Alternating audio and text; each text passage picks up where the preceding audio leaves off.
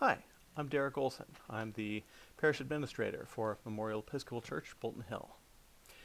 One of our readings today from morning prayer is from Job chapter 28, which, after a magnificent piece of poetry, gives us this question: where shall wisdom be found, and where is the place of understanding? This is one of the most challenging texts in the Old Testament. Some of the Bible's wisdom literature is clear and straightforward. In the book of Proverbs, for instance, wisdom doesn't seem like such a hard thing. If you do what's right and keep your nose clean, then God's going to do right by you.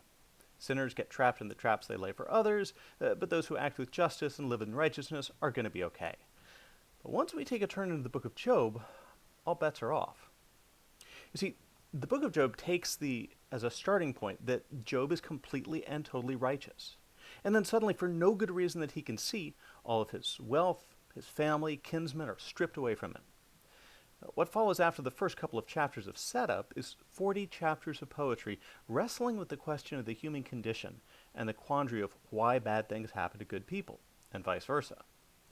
If the world really is as simple as a text like Proverbs seems to suggest, then why doesn't it shake out like that in real life?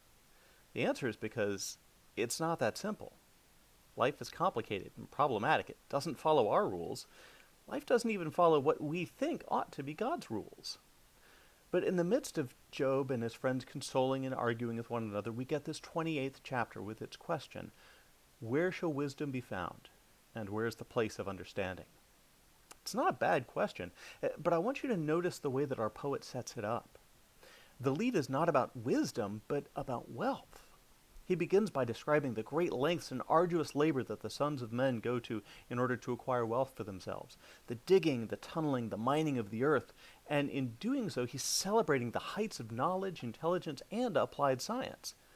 After all, mining and smelting metals was arguably one of the most complex technological sciences that existed in the ancient Near East at the time when this text was written. What the poet describes is nothing less than a triumph of human reasoning. And yet, at the end of the day, it's not sufficient.